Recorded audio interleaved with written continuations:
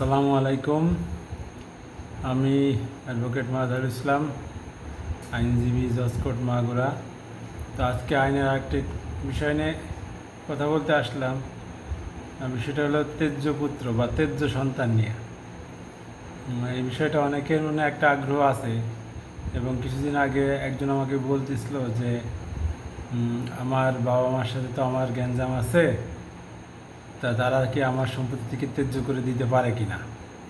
আবার অনেক দিন আগে একজন মুরব্বী বলতেছিল যে আমার এই সন্তান খারাপ হয়ে গেছে, নেশা করে, সম্পত্তি টম্পত্তি বিক্রি করে নষ্ট করে ফেলে দিবে, আমি তাকে সম্পত্তি থেকে বঞ্চিত করব, কি করা যায়, আমি তাকে তেজ্য করব।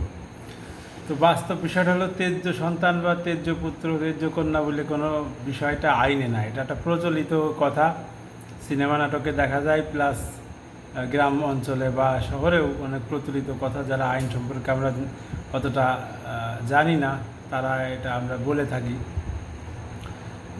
কখনো কাউকে তেজ্য পুত্র বা তেজ্য সন্তান করা যায় না। আপনি আপনার সন্তানকে এটা করতে পারবেন না। আপনার মৃত্যুর পরেও অটোমেটিক্যালি সে তার যে হিস্সাটুকু, মানে তার অংশটুকু, তার ওয়ারিশি অংশটুকু সে পেয়ে যাবে।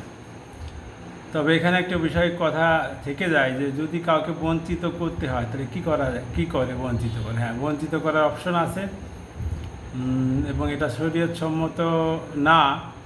তারপরেও যদি আপনি করতে চান, বিষয়টা হচ্ছে আপনি আপনার যদি সন্তানকে বঞ্চিত করতে চান, কোনো নির্দিষ্ট সন্তানকে, তাহলে তাকে বাদ দিয়ে অন্যদের নামে লিখে দিতে পারেন, হেবা দলিল করে দিতে পারেন, সাব কবলা দলিল করে দিতে পারেন।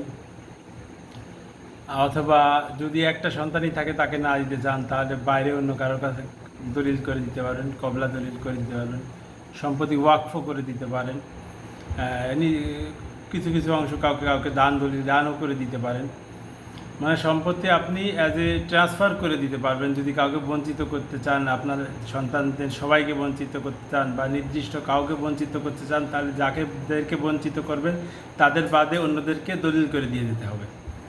আর যদি সবাইকে বঞ্চিত করে দিতে চান, তাহলে ওয়াকফ বা বিক্রয় করে বা অন্যদেরকে হস্তান্তর করে দিয়ে রেজিস্ট্রি দলিল করে দিয়ে দিতে হবে। এটাই হচ্ছে সিস্টেম। কিন্তু কাউকে তেজ্য করতে পারবে না যে অমুককে আমি তেজ্য করবো। কোনো তেজ্য দলিল বা কোনো তেজ্য করার কোনো বিচার বা তেজ্য করার কোনো মামলা বা কোনো আইন বাংলাদেশে নাই। আশা করি সবাই বুঝতে পারছেন। সবাইকে ধন্যবাদ। আসসালামু আলাইকুম রহমতুল্লাহ।